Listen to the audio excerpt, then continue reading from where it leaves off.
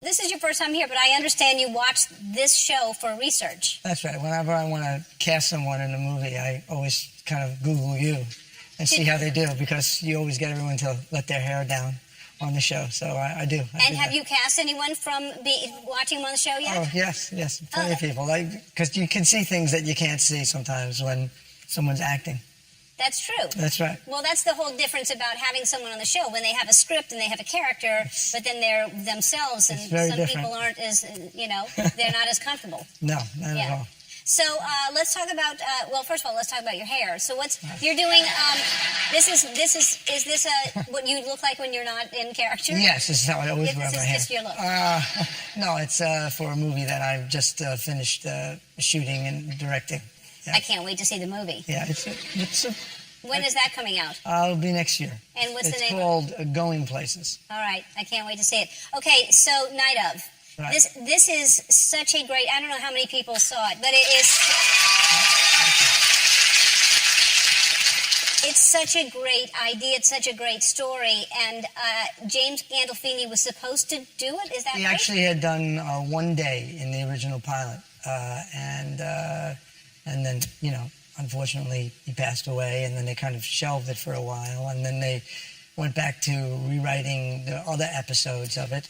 And then they approached me, and James was a very good friend of mine. So at first I had a lot of trepidation about it, but then he was a wonderful actor and was a dear friend. And then I saw the pilot and saw that he hadn't really done that much, and I read all the scripts, and I really loved it. So tell everyone what it's about. It's without giving too much away, but it's really about a young man who's accused of committing a murder, and about him entering the criminal justice system and what happens to him, how he changes, how it affects his parents, how the prosecutors are affected, how his defense people are affected by it, and the cost of it.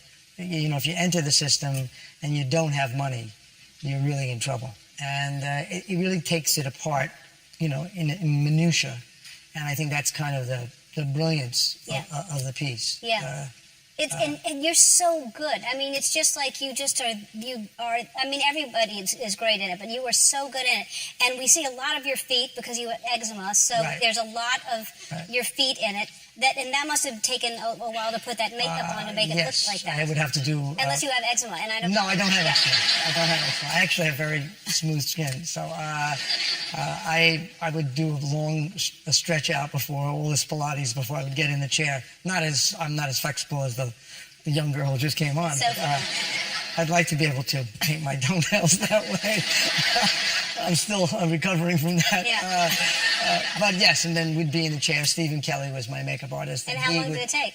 Well, he would do this whole kind of Lucian Freud with appliances and paint, sometimes 2 hours. How is it to work in the freezing cold barefoot? Well, they would make these little warmers for me. They were sort of like leopard warmers. And that helps. But I would only be able to do so many takes when I was outside. Yeah. But what was fascinating about it was, I was playing a guy who has all the potential to be a great lawyer, but doesn't have the stomach for it. And I think you see that in lots of walks of life, all these people who are really talented in different fields, and sometimes they just don't have the constitution to do that. And I thought that was something interesting.